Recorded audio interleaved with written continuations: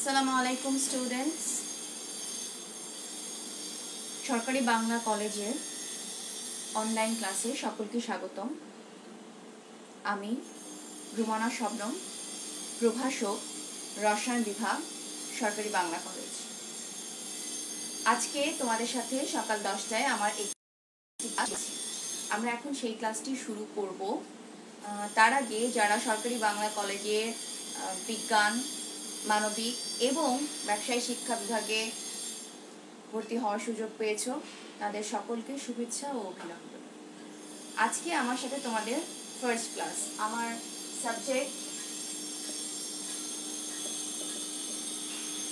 Chemistry. Mysterious, আমরা সবসময় বলি মিস্টেরিয়াস কেমিস্ট্রি, রহস্যময়, বাট একটু যদি এটা ইনার মিনিং আমরা যেতে পারি, ইটস ভেরি ইন্টারেস্টিং সাবজেক্ট। এখন তোমাদের অলরেডি কেমিস্ট্রি ক্লাস শুরু হয়ে গেছে। তোমাদের সাথে একজন শিক্ষক অলরেডি কেমিস্ট্রি ক্লাস আলোচনা শুরু করেছেন, দুজন শিক্ষক অলরেডি শুরু করেছেন। তো আমি তোমাদের সাথে অন্য একটি চ্যাপ্টার শুরু করব।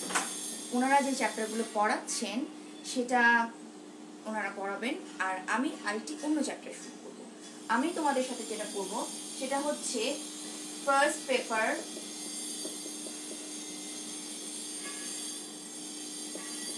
সেকেন্ড চ্যাপ্টার, ফার্স্ট পেপার এবং সেকেন্ড চ্যাপ্টার, দ্বিতীয় অধ্যায়। আশা করি তোমরা আমাকে ক্লিয়ারলি শুনতে পাচ্ছ এবং বোর্ডের লেখাগুলো স্পষ্ট দেখতে পাচ্ছ। আমি চাই তোমরা অ্যাটেন্ডেন্সটা অবশ্যই কমেন্ট বক্সে দিবে, এবং নট অনলি দ্যাট, যে কোয়েশ্চেনটা তোমরা বুঝতে পারবে না বা যেই টপিকটা আমি ডিসকাস করেছি, still you need to repeat it, please এটাও কমেন্ট বক্সে মেনশন করবে। আমি ক্লাসের ফাঁকেই হোক কিংবা at the end of the class হোক, আমি কমেন্ট বক্সে দরকার হলে অ্যান্সার দিয়ে দেবো, কিন্তু তবুও কেউ কোনো কোয়ারি বা কনফিউশন রাখবে না। ওকে, আচ্ছা, এখন এই যে কেমিস্ট্রিটাকে বেসিক্যালি যদি আমরা বলি, দুটো ভাগে ভাগ করা যায়। একটা হচ্ছে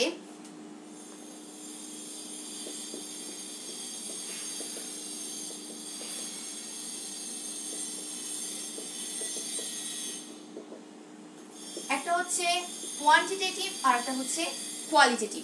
কোয়ান্টিটেটিভ এবং কোয়ালিটেটিভ দুটোই কিন্তু অ্যাকচুয়ালি অ্যাডজেক্টিভ, যেটা যদি আমরা চিন্তা করি মানে ভাষাগত দিক থেকে বাংলা বা ইংরেজিতে বৈশিষ্ট্যে, এরা হচ্ছে বিশেষণ জাতীয়।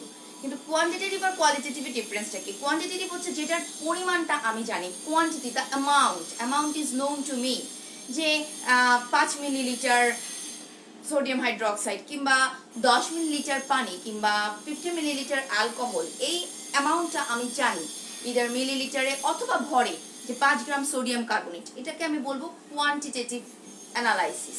আর কোয়ালিটেটিভ অ্যানালাইসিস হচ্ছে সোডিয়াম হাইড্রোক্সাইড একটি ক্ষারীয় পদার্থ, এটা তার একটা বৈশিষ্ট্য না, ক্ষার সে, রাইট?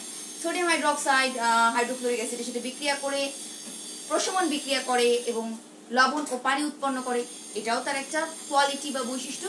তাহলে আমরা যেটা পড়বো সেটা হচ্ছে আজকের ক্লাসে কোয়ালিটেটিভ অ্যানালাইসিস বা গুণগত রসায়ন।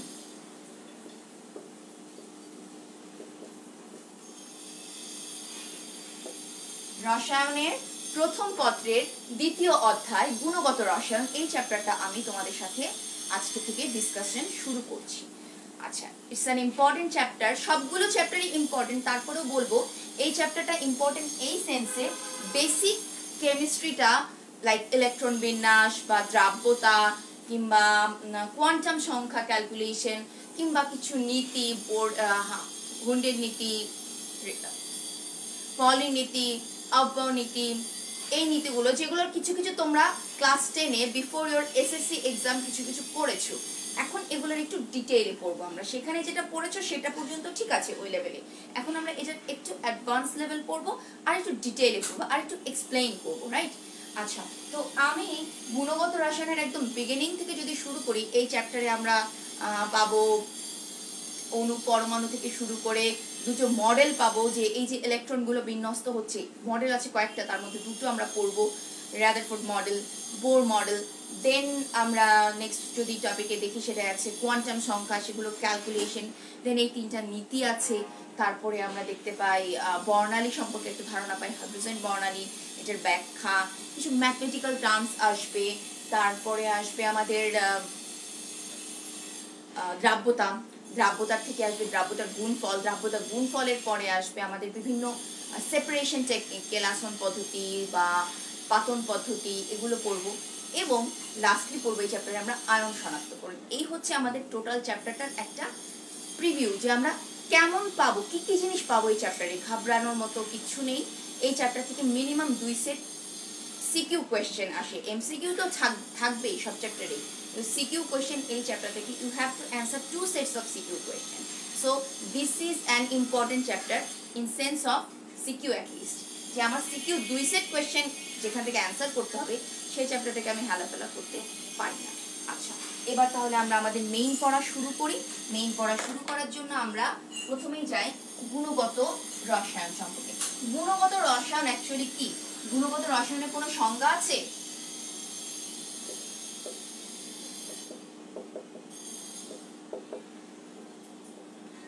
গুণগত রসায়নের কি কোনো সংজ্ঞা বলতে পারি আমরা?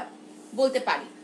রসায়নের যে শাখায় কোনো বস্তু বা পদার্থের অভ্যন্তরীণ এবং বাহ্যিক গঠন এবং ওই বস্তু বা পদার্থের বিভিন্ন ভৌত ও রাসায়নিক ধর্মাবলী আলোচনা করা হয়, তাকে আমরা গুণগত রসায়ন বা কোয়ালিটেটিভ অ্যানালাইসিস বলি। যে যেই শাখায় বা যেই ব্রাঞ্চের রসায়নের কি করা হবে, বিভিন্ন বস্তু বা পদার্থের ইন্টারনাল মানে অভ্যন্তরীণ এবং বাহ্যিক এক্সটার্নাল এই গঠন সম্পর্কে আলোচনা করা হবে এবং তাদের ক্যারেক্টারিস্টিক্স বা তাদের বৈশিষ্ট্য সম্পর্কে আলোচনা করা হয়, তাকে আমরা গুণগত রসায়ন বলি।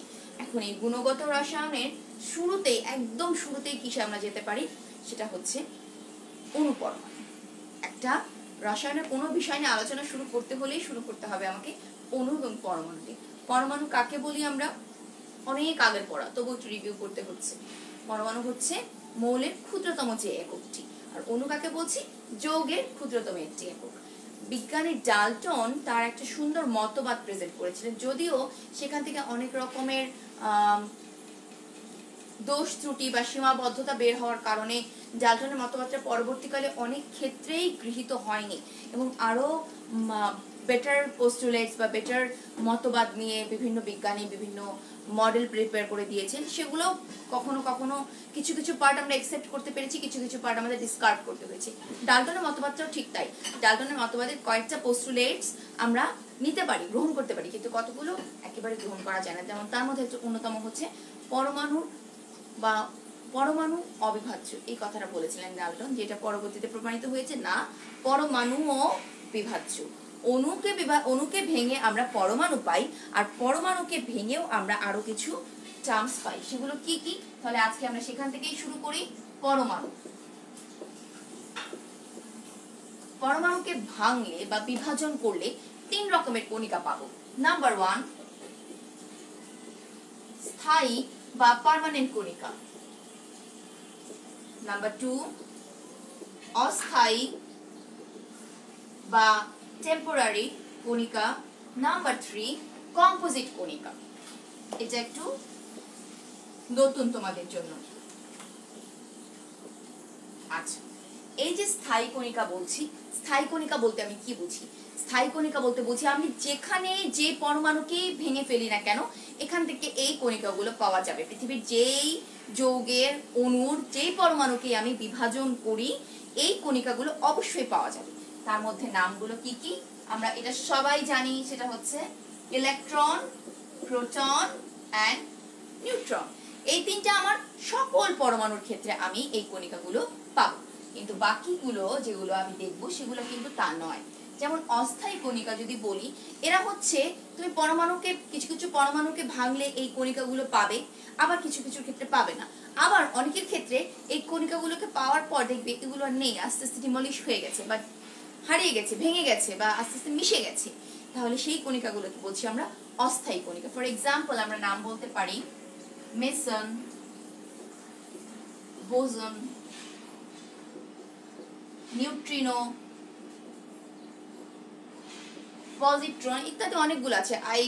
সাজেস্ট ইউ তোমরা এটা একটু বই থেকে অবশ্যই দেখবে, কেননা এখান থেকে এমসিকিউ থাকে যে নিচের কোনটি অস্থায়ী কণিকা নয় বা নিচের কোনটি অস্থায়ী কণিকা। এখন তুমি যদি নামগুলো না জানো তাহলে তুমি সেই এমসিকিউটা অ্যান্সার করতে পারবে না। যে একটা লিস্ট আছে, একটা চার্ট আছে যে এতগুলো অস্থায়ী কণিকা বা এতগুলো স্থায়ী কণিকা। আচ্ছা, তোমাদের মধ্যে অনেকের মধ্যে কনফিউশন আছে তোমরা কোন বইটি পড়বে, রাইট? কথার পড়ার মধ্যে আমি কথাটা বলি, কোন বইটি পড়বে এই রিলেটেড তোমাদের একটা কনফিউশন আছে। তো সেই ক্ষেত্রে আমি কনফিউশনটা একটু দূর করতে চাই। আমরা স্পেসিফিক্যালি তোমাদেরকে কোনো বইটাই সাজেস্ট করবো না যে এই বইটাই পড়তে হবে বা এই বইটা থেকেই তুমি পড়বে বা এই দুটো বই থেকেই পড়বে। আমি তোমাদেরকে কয়েকটা বইয়ের নাম বলে দিচ্ছি রেফারেন্স বুক হিসেবে, কয়েকটা পাবলিকেশনস থেকে বলছি। তোমাদের যেটাই কমফোর্টেবল লাগে, তোমাদের কাছে মনে হয় যে না আমি এই বইয়ের ভাষাটা বুঝতে পারি বা এই বইয়ের ব্যাখ্যাটা আমার কাছে ভালো লাগে, আমার কাছে কমফোর্টেবল হয়, আমি সেই বইটা পড়বো। বইগুলোর নাম আমি বলে দিচ্ছি। নাম্বার 1 যদি আমরা বলি, হাজারীনাথ স্যারের একটা বই আছে হাসান বুক হাউসের, হাজারীনাথ স্যারের বই হাসান বুক হাউস। এটা সেই অনেক আগে থেকেই চলছে এবং এই বইটা বেশ ভালো বই হিসাবেই গৃহীত। নাম্বার 2 অক্ষরপত্রের লিঙ্কন স্যারের একটি বই আছে অক্ষরপত্র প্রকাশনী, সেই বইটিও একটি চমৎকার বই। নাম্বার 3 আমরা যদি বলি কবির স্যারের একটি বই আছে, সেই বইটিও একটি ভালো বই। এক একজনের জন্য এক একটা বই কমফোর্টেবল, আমি কোনো কারোর জন্য স্পেসিফিক করে বলতে পারি না। আর একটা আছে সঞ্জীব কুমার গুহ স্যারের বই, সেই বইটাও আমাদের জন্য বেশ সহায়ক, শিক্ষার্থীরা বেশ তথ্যবহুল, যারা পছন্দ করে অনেক তথ্যবহুল তাদের কাছে ওই বইটা অনেক পছন্দ হয়। আরেকটি বই আছে সেটা আমি নিজেও দেখেছি, সত্যি বইটা ভালো, সেটা হচ্ছে ইকবাল মঈন স্যারের একটা বই, হলুদ রঙের একটা বই। বইটার প্রকাশনীটা হচ্ছে তোমার নাবিশা পাবলিকেশনস, নাবিশা পাবলিকেশনস। তাহলে আমি বলেছি তোমাদের হাসান বুক হাউস, নাবিশা পাবলিকেশনস, তারপরে আছে অক্ষরপত্র মুদ্রণ, এরকম যে কয়টা যে বইটা তোমাদের কাছে ভালো লাগে তোমরা ঠিক সেই বইটা থেকেই পড়বে। আমরা স্পেসিফিক্যালি তোমাকে কোনো বই বলছি না যে এটা থেকেই পড়তে হবে, না, তোমার যেটা কমফোর্ট ফিল হয়। আচ্ছা, এবার আমরা তাহলে একটু কম্পোজিট কণিকা চলে যাই। কম্পোজিট কণিকাটা কি? কম্পোজিট কণিকা হচ্ছে বিভিন্ন ধরনের প্রাথমিক কণার মিশ্রণ। প্রাথমিক কণা বলতে কাদেরকে বোঝায়? যেমন ফার্মিয়ন, কোয়ার্ক, এগুলো। কম্পোজিট কণিকা বলতে আমরা এক্সাম্পল হিসেবে দেখতে পারি আলফা, ডিউটেরন ইত্যাদি, এরা হচ্ছে আমার কম্পোজিট কণিকা। তাহলে আমরা প্রথমে কি জেনে নিলাম? পরমাণু বিভাজ্য, ডাল্টনের মতবাদের যে পরবর্তীতে কারেক্টেড ফর্ম ছিল সেটার মধ্যে ছিল পরমাণু বিভাজ্য, এবং এই বিভাজ্য পরমাণুর মধ্যে আমরা পেলাম স্থায়ী কণিকা, অস্থায়ী কণিকা এবং কম্পোজিট কণিকা। আশা করি এই পর্যন্ত আমাদের সবার জন্য ক্লিয়ার। এগুলো তোমাদের পুরনো পড়া, তারপরেও আমি জাস্ট একটু রিভিউ করলাম। এবার আমরা নেক্সট পড়াতে চলে যাচ্ছি। নেক্সট টপিক হচ্ছে আমাদের এই যে আমরা ইলেকট্রন, প্রোটন, নিউট্রন সম্পর্কে বললাম,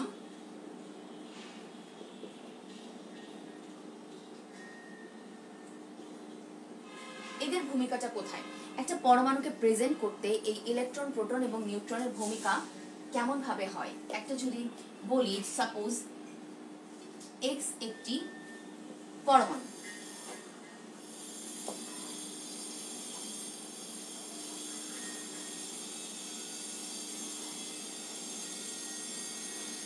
এই যে টার্মসগুলো আমি ইউজ করছি ওয়াই, জেড, পি, এগুলো কোনটা কি? আচ্ছা, যে মৌলটি, যে কোনো মৌলের বামে নিচে যেটা থাকবে সেটাকে বলছি তার পারমাণবিক সংখ্যা বা তার অ্যাটমিক নাম্বার। তার মানে কি তার মধ্যে যতগুলো প্রোটন আছে সেই সংখ্যাটাকে বলছি আমরা তার পারমাণবিক সংখ্যা বা অ্যাটমিক নাম্বার। এখানে ওয়াইটা দ্বারা বুঝাচ্ছি আমি তার প্রোটন নাম্বার, রাইট? তারপর যদি বলি জেড, জেডটা বলতে বোঝাচ্ছি তার প্রোটন এবং নিউট্রন তাদের যোগফলের নাম্বার, সেটাকে আমরা সহজ ভাষায় যদি বলি ভর সংখ্যা বা ম্যাস নাম্বার। তাহলে জেডটা হচ্ছে আমার electron plus proton plus neutron, number of proton plus neutron. আর পিটা হচ্ছে তার চার্জ, সে কতটি ইলেকট্রন দান করেছে কিংবা কতগুলো ইলেকট্রন সে গ্রহণ করেছে, সেই সংখ্যাটা আমি এই পি থেকে বুঝতে পারবো। যদি দান করে থাকে তাহলে পি উইল বি পজিটিভ, আর যদি গ্রহণ করে থাকে তাহলে পি উইল বি নেগেটিভ।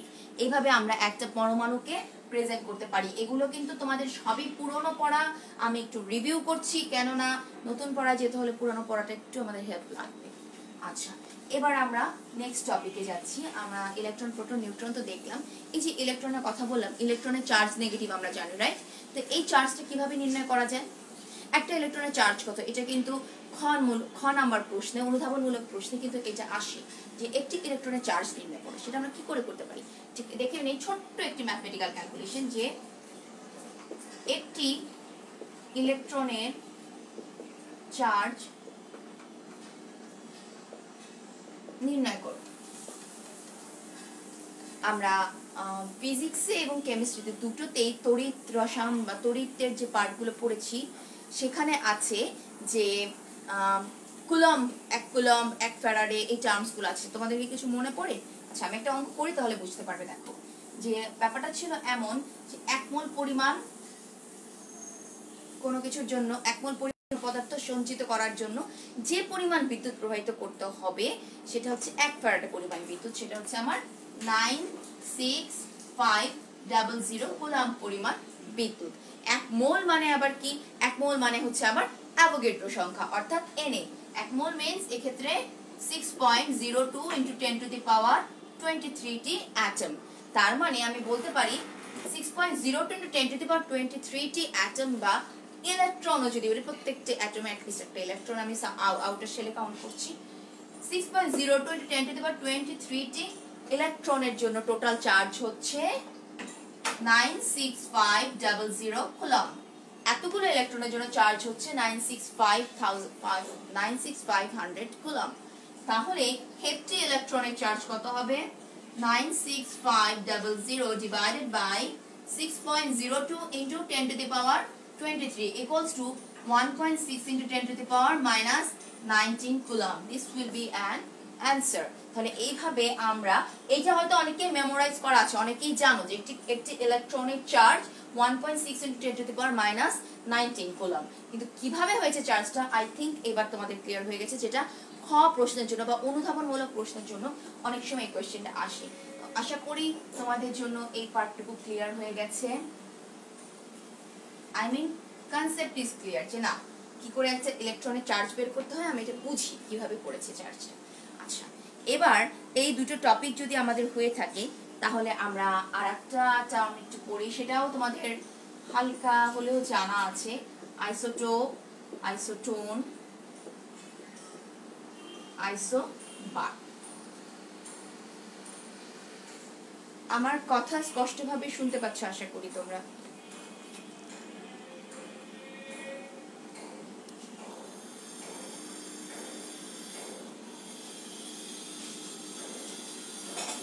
আচ্ছা, তোমাদের যারা ক্লিয়ারলি দেখতে পাচ্ছ না বলেছো, এখন কি একটু ক্লিয়ার হয়েছে? একটু চেক করো তো please. Maybe due to network error হতে পারে অনেক সময়, নেটওয়ার্ক প্রবলেমের কারণে। তোমরা একটু চেক করো এখন ক্লিয়ারলি দেখতে পাচ্ছ কিনা,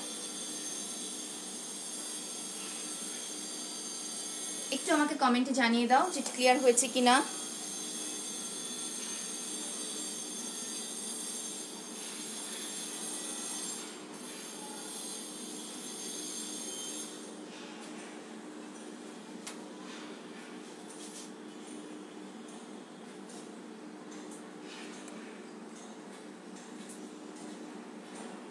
আচ্ছা, থ্যাংক ইউ যে ইনফর্ম করেছো, ক্লিয়ার দেখা যাচ্ছে। আচ্ছা, আমরা আমাদের পড়াটা একটু কন্টিনিউ করি।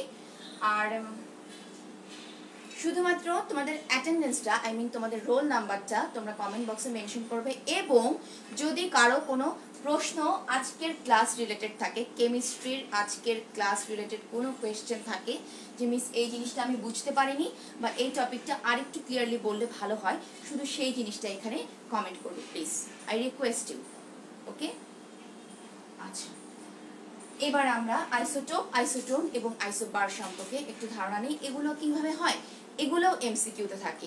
যদি তুমি আইসোটোপ কি, আইসোটোন কি, আইসোবার কি বুঝতে পারো, সাপোজ তোমাকে 4টা অপশন দেওয়া হয় এমসিকিউতে, এবিসিডিতে বলা হলো নিচের কোন সেটটি আইসোটোপ বা নিচের কোন সেটটি আইসোবার বা কোন সেটটি আইসোটোন। তো আইসোটোপ, টোন বা আইসোবার যেটাই বলি না কেন, সেটা যদি আমাকে আইডেন্টিফাই করতে হয়, আগে তো আমার তাদের সংজ্ঞাটা জানতে হবে, রাইট? যে সংজ্ঞায় আমি কি বুঝতে পারি। তার মধ্যে আইসোটোপ যদি বলি, এক্ষেত্রে সবার প্রোটন নাম্বার সেম থাকবে, অর্থাৎ যে পরমাণুগুলোর প্রোটন নাম্বার একই, যাদের পারমাণবিক সংখ্যা একই, কিন্তু তাদের পারমাণবিক ভর ভিন্ন, তাকে বলি আমরা আইসোটোপ। যেমন একটা এক্সাম্পল যদি আমি দেখি, কার্বনেরই দুটো আইসোটোপ আছে, একটা পারমাণবিক ভর 12, একটা পারমাণবিক ভর 13। এভাবে আমরা দুটো আইসোটোপ দেখতে পাচ্ছি। কার্বনের দেখো তাদের পারমাণবিক ভর একই, কিন্তু একটাই পারমাণবিক সংখ্যা 12, একটা পারমাণবিক সংখ্যা 13, অর্থাৎ এই ক্ষেত্রে নিউট্রন নাম্বারটা ডিফারেন্স, এখানে 6টা নিউট্রন, এখানে 7টা নিউট্রন। তাহলে ডিফারেন্সটা কি কারণে হচ্ছে? নিউট্রন নাম্বারের কারণে হচ্ছে। এবার বলি আমরা আইসোটোন। আইসোটোনে কি আছে? এক্ষেত্রে আমাদের নিউট্রন নাম্বার সবার সমান হবে, কিন্তু পারমাণবিক ভর ভিন্ন। যেমন আমরা এখানে বলতে পারি সাপোজ কার্বনের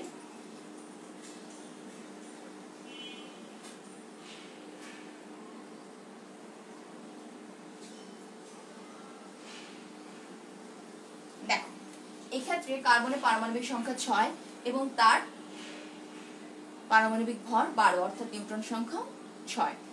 এবার বোরনের জানি, বোরনের পারমাণবিক সংখ্যা 5, আর বোরনের আমরা সরি এটা 12, এটা 11 হবে, 6 লিখেছি 11। বোরনের পারমাণবিক ভর 11। তাহলে আমরা কি বলতে পারি? বোরনের এখানে নিউট্রন সংখ্যা কতটি? 6টি। তাহলে মোট হিসাবটা আমরা কি দেখাতে পারি? কার্বনেরও নিউট্রন সংখ্যা 6টি, বোরনেরও নিউট্রন সংখ্যা 6টি। তাহলে বলা যায় যে এরা দুইজন হচ্ছে আইসোটোন। আইসোটোন। এবার বলছি আমরা লাস্ট ওয়ান আইসোবার। এদের ভর সংখ্যা সমান, কিন্তু নিউট্রন প্রোটন সংখ্যা সমান নয়, তাকে বলছি আমরা আইসোবার। আমি মনে রাখার সুবিধাতে যেটা করি, আইসোটোপের পি দিয়ে মনে রাখি যে এর প্রোটন সমান, আইসোটোনের এন দিয়ে মনে রাখি যে এদের নিউট্রন সমান, আর আইসোবারের এই বার টার্মটা দিয়ে ভরের সাথে আমি কানেক্ট করি যে এদের ভরটা সমান। এভাবে আইসোটোন আইসোবার আমরা আলাদা করতে পারি। কোয়েশ্চেনগুলো যেমন থাকে, সাপোজ আয়রনের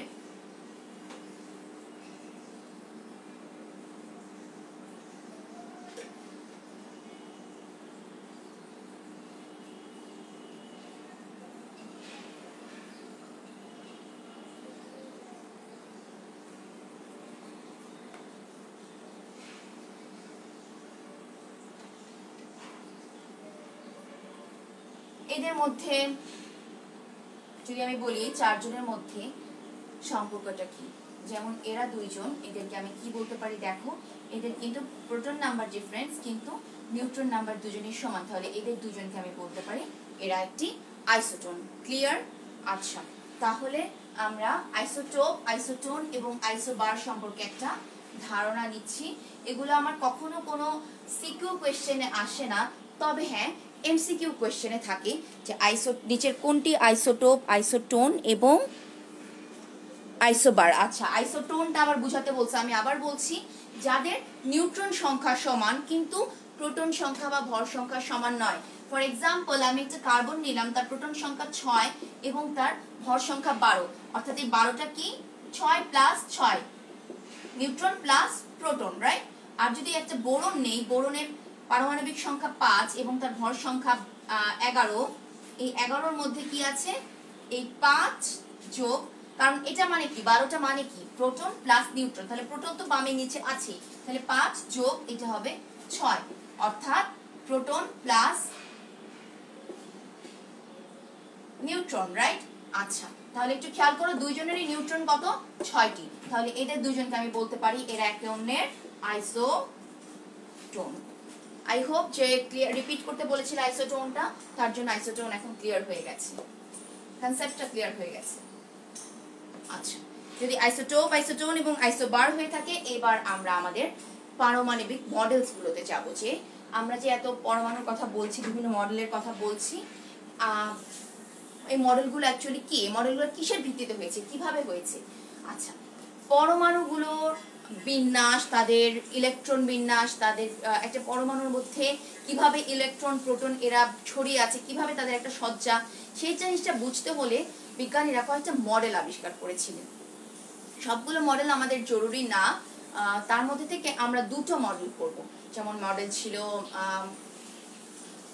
রাদারফোর্ড মডেল আছে, বোর মডেল আছে, সমারফিল্ড মডেল আছে। এরকম আমরা সব মডেল পড়বো না, শুধুমাত্র রাদারফোর্ড এবং বোর মডেল, এই দুটো মডেলকে আমরা পড়ব। মডেল দুটোর নাম হচ্ছে রাদারফোর্ড আর বোর।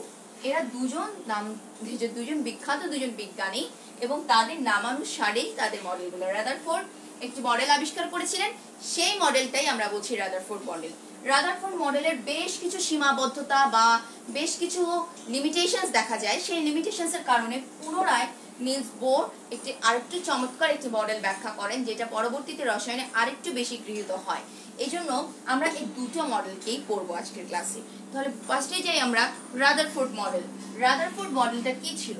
বিজ্ঞানী রাদারফোর্ড প্রথমে একটি খুবই পাতলা 0.004 সেন্টিমিটার থিকনেসের একটা সোনার পাত নেন।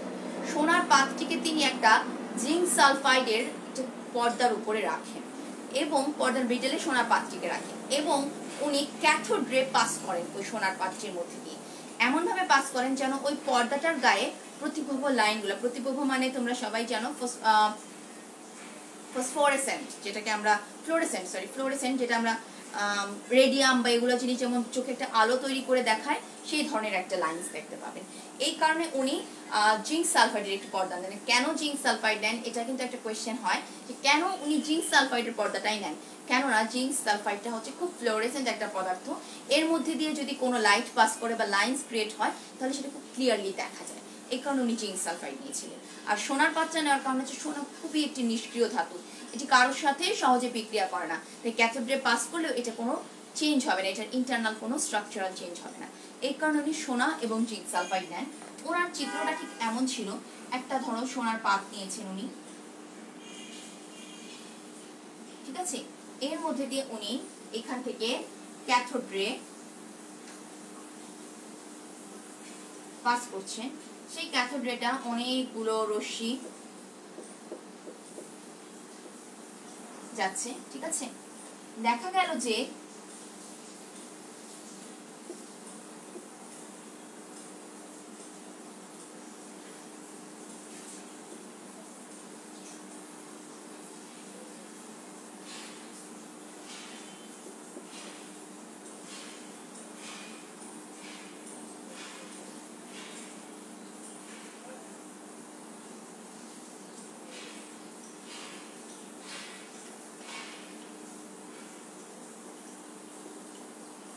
এইখানে পর্দাতে উনি এই লাইন্স গুলো দেখতে পান। এখানে একটা পর্দা রাখা ছিল, জিঙ্ক সালফাইড পর্দা, এর উপর উনি লাইন্স গুলো, তাহলে উনি কি দেখতে পান? যখন উনি ক্যাথোড রে পাস করেন, উনি পর্দার উপর দেখতে পান যে অধিকাংশ রেখা সোজা সোজা ভাবে চলে যাচ্ছে।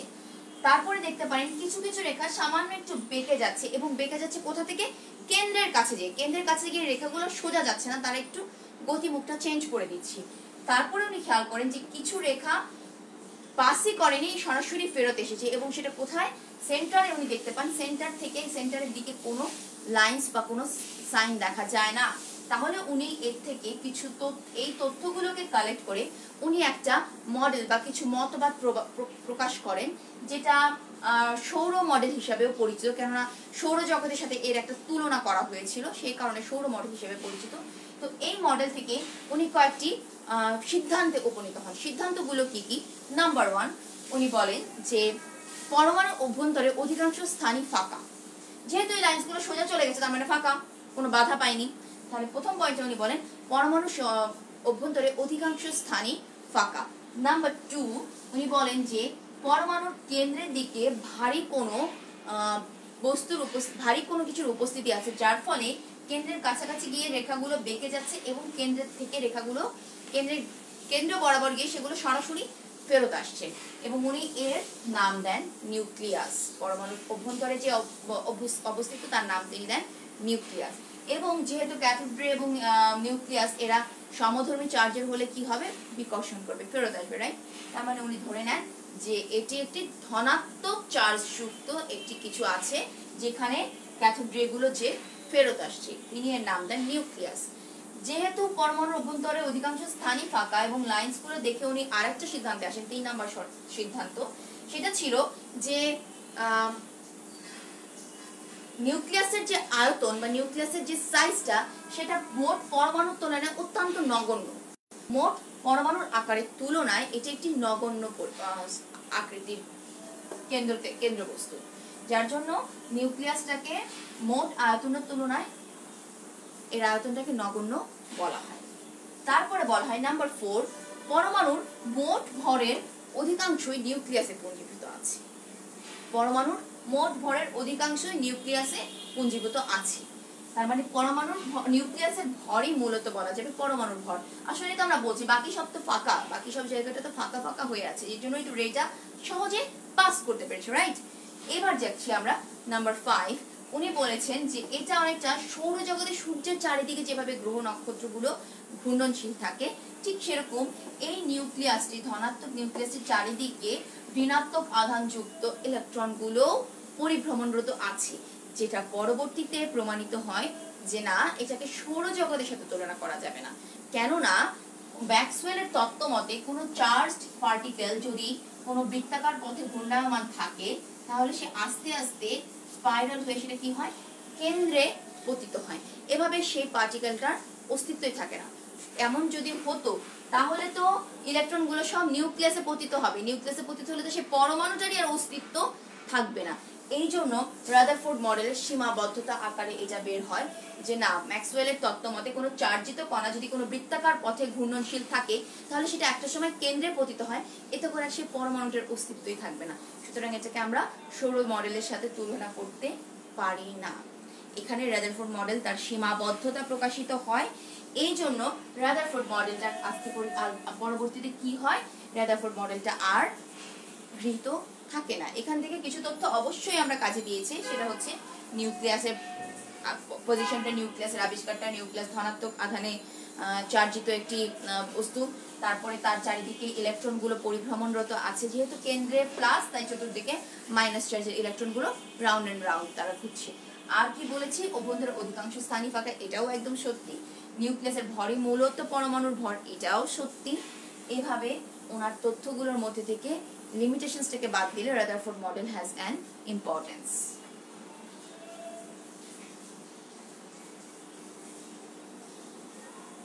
আচ্ছা,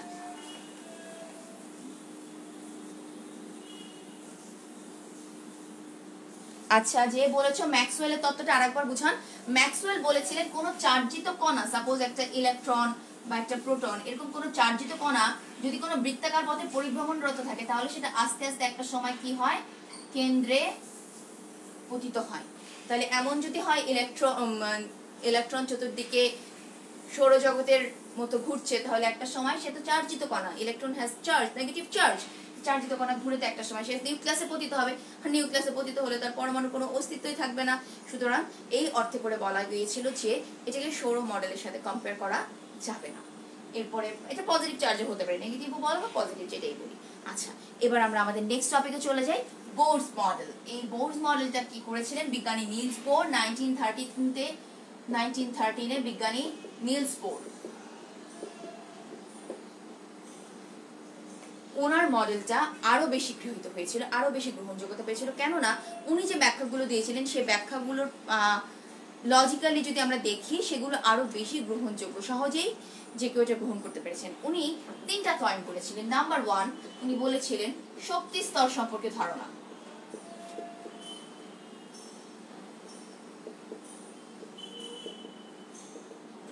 শক্তি স্তর কি? Any idea? Energy level. আচ্ছা, হ্যাঁ, এনার্জি লেভেলও বলবো আমরা শক্তি স্তর। আচ্ছা, কিন্তু পরমাণুর ক্ষেত্রে এটাকে আমরা অন্যভাবে বলছি। যেমন দেখো, আমরা একটা পরমাণুকে আঁকি, এটা ধরলাম তার নিউক্লিয়াস, ওকে। এবার তার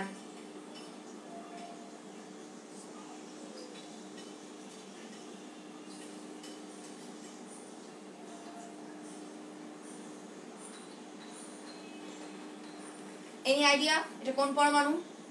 কি করে বুঝবো? ইলেকট্রন কাউন্ট করি, 2, 8, 10, 11, 11টা ইলেকট্রন মিন্স 11, তার পারমাণবিক সংখ্যা কত? 11। তার মানে এটা হচ্ছে আমার সোডিয়াম। আচ্ছা, বিজ্ঞানী নিলস বোর যেটা বলেছিলেন শক্তি স্তর সম্পর্কে, উনি প্রথম যে কথাটা বলেন সেটা হচ্ছে শক্তি স্তর সম্পর্কে ধারণা দেন।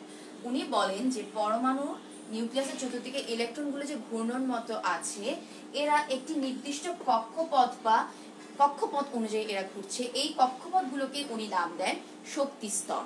আচ্ছা, এই শক্তি স্তরে ইলেকট্রনগুলো যখন ঘূর্ণনশীল থাকে, এক একটা শক্তি স্তরে যখন তারা ঘূর্ণনশীল, যেমন প্রথম শক্তি স্তরে দুটো বা দ্বিতীয়তে 8টা বা তৃতীয়তে একটা, এই এক একটা শক্তি স্তরে ঘূর্ণনরত অবস্থায় তাদের মধ্যে কোনো আকর্ষণ বিকর্ষণ কাজ করে না। তারা অ্যাকচুয়ালি তারা নিজেদের মধ্যে কোনো শক্তির আদান প্রদান হয় না। ইলেকট্রনিক শক্তির শোষণ বা বিকিরণ এটা কোনটাই হয় না, যারা যখন নির্দিষ্ট কক্ষপথে ঘুরছে, সাপোজ 2 নম্বর কক্ষপথে ঘুরছে, এইখানে ঘূর্ণন অবস্থায় কোনো শোষণ বা বিকিরণ করছে না। নাম্বার 3, এরা যখন ঘুরছে ঘূর্ণনরত অবস্থায় এদের শক্তিস্তরগুলোকে নাম্বারিং করা হয়। নিউক্লিয়াসের সবচেয়ে কাছাকাছি যে থেকে তাকে বলা হয় নাম্বার 1, তাকে তার নেক্সটটাকে বলা হয় নাম্বার 2, 3 এন্ড সো অন, এভাবে যাবে। এবং এই শক্তিস্তরগুলোকে সংক্ষেপে n দ্বারা প্রকাশ করা হয়। যখন n এর মান 1 হয় অর্থাৎ প্রথম শক্তিস্তর, তাকে বলি আমরা k। যখন 2 হয় তাকে বলি l, যখন 3 হয় তখন বলি m, যখন 4 হয় তখন বলি n। k l m n এভাবে শক্তিস্তরগুলোকে সিম্বলিক্যালি প্রকাশ করা যায় সিম্বলের সাহায্যে। k l m n, k শক্তিস্তর মানে বলতে বুঝি আমরা প্রথম শক্তিস্তর, l বলতে বুঝি দ্বিতীয়, m বলতে বুঝি তৃতীয় এবং n বলতে বুঝি আমরা চতুর্থ শক্তিস্তর। আবার সংক্ষেপে যদি বলি n এর মান 3, তার মানে বোঝাতে হবে তৃতীয় শক্তিস্তর। n দ্বারাও জেনারেলি বোঝানো যায়, আর k l m n দ্বারা স্পেসিফিক্যালি বোঝানো যায় যে হ্যাঁ এটা ওই শক্তিস্তরটি। আচ্ছা, এই ছিল তার প্রথম ধারণাটা, শক্তিস্তর সম্পর্কে তিনি একটি ধারণা দেন। সেকেন্ড যিনি যে ধারণা দেন সেটা ছিল কৌণিক ভরবেগ সম্পর্কে ধারণা।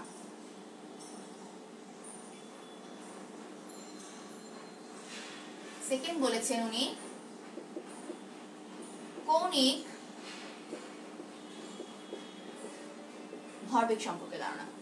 এটা কি বলেছিলেন যে কোন পরমাণুর কৌণিক ভরবেগ, সংক্ষেপে যদি বলি m v r, m তে বুঝাই ভর, v তে বুঝাই বেগ, আর r বলছি আমরা কৌণিক এই অর্থে যে রোটেশনাল মানে তার অ্যাঙ্গেল আছে একটা, আরটাকে আমরা সেই অর্থে নিচ্ছি যে কৌণিক ব্যাপারটা যখন এসে তখনই তার মধ্যে একটা কোণের পরিমাণ থাকে। m v r হচ্ছে h/2π এর সরল গুণিতক, h/2π এর সরল গুণিতক, অর্থাৎ mvr = h/2π এর সরল গুণিতক। সংক্ষেপে বলা যায় mvr = nh/2π। এখানে n একটি পূর্ণ সংখ্যা, n কিন্তু কখনো ভগ্নাংশ হবে না যে 0.5 বা 0.3, না, n একটি পূর্ণ সংখ্যা হতে হবে। তার মানে আমরা এখানে কিন্তু একটা সূত্র পেয়ে গেলাম, mvr = nh/2π। এটা আমাদের পরবর্তীতে কিছু ম্যাথমেটিক্যাল ক্যালকুলেশনে কাজে লাগবে। নাম্বার 3 নাম্বার পয়েন্টটাকে যদি আমরা বলি, এটা হচ্ছে বোরের মডেল সম্পর্কে লাস্ট তথ্য। বোরের মডেলের নাম্বার 3 সেটা হচ্ছে যে শক্তির শোষণ এবং বিকিরণ। ইলেকট্রন যখন একটা শক্তি স্তরে আছে, সেই শক্তি স্তরে সে কোনো নিজেদের মধ্যে কোনো ইলেকট্রনের শক্তির শোষণ বিকিরণ করবে না। কিন্তু ওই শক্তি স্তর থেকে যদি সে উপরে উঠতে চায় বা তার থেকে যদি সে নিচে নামতে চায়, যে ইলেকট্রন একটি শক্তি স্তরগুলো আমরা আঁকলাম এরকম 3টা, ধরো এখানে একটা ইলেকট্রন আছে, সে যদি এইখান থেকে এইখানে যেতে চায় তাহলে তাকে কি করতে হবে? শক্তি শোষণ করতে হবে। কিংবা এই ইলেকট্রনটা যদি এই স্তরে নেমে আসতে চায় তাহলে তাকে শক্তি বিকিরণ করতে হবে। এই শক্তির শোষণ বা বিকিরণের পরিমাণটা কত? সাপোজ এই শোষিত বা বিকিরিত শক্তিকে যদি আমরা ডেল্টা ই দ্বারা প্রকাশ করি, ডেল্টা ই = E2 - E1, অর্থাৎ এইটা যদি আমার নাম্বার 1, নাম্বার 2, নাম্বার 3 হয়, তাহলে আমি যদি বলি যে এইখানে শক্তিটা কতটুকু,